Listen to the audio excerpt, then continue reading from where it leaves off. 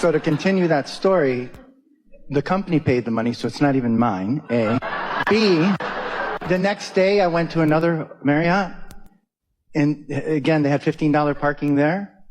They never charged me.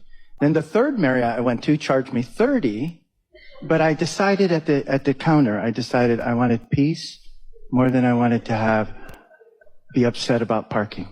And then when I got here this time, the nice guy comped me. And I just said, oh. And he said, that's okay, I'll take care of it. So it felt like... Just out of the blue? Just out of the blue.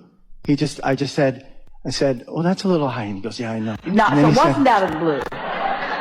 You expressed your lackful prosperity consciousness and expected someone to yield to you. And that will get you a little ways down the road, but it won't make you rich. So the thing is just to surrender all that. Just surrender that whole process, that thinking to the point. Maybe surrender is the right word, but a better word is decide that the way you feel is what matters the most. You see, what you're describing here is what a lot of people are doing. It's a very conditional response to life. You charge me too much, I will respond with negative emotion. If you charge me just right, I will respond with more positive emotion. So my emotion is controlled by what you do, which means I'm in a world of hurt all the time because I got to control you. Now, I'm good. I'm developing my skill at getting free parking. I show up, I act a little irritated, and then you comp me. So I've got my conditional living down pretty good. And when I'm living in a world where that's the way we play the game, the more we complain, the more people who don't want to fight yield. The more people who believe that the customer's always right give the complaining customer what they want. But that complaining customer holds themselves in a state of constant aggravation and pushing against. It's a price far, far too great to pay.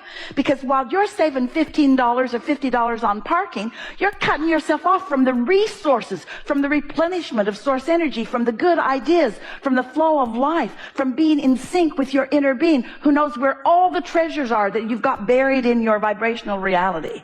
That's really what we're wanting you to hear. Anybody can win. If you're playing a tug of war in a physical world and you got people on each end of a rope and you've got this line that you're trying to drag each other across, the most determined ones, the ones with the most muscle, the ones that, in other words, it's easy to understand why one group would win a battle over another group.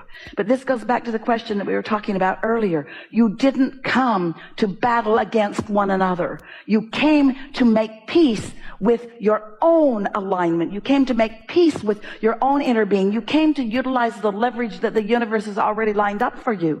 You see, you forget your worthiness when you fight with pettiness over peanuts. It's like you forget how worthy you really are. When you're demanding of what comes to you, you've forgotten what's being offered to you. If you could see the vortex that you've created and understand the care with which your inner being is aware of it, and understand that your inner being knows each and everything that you've asked for and you're deserving of all of it and knows your vibrational relationship to every bit of it.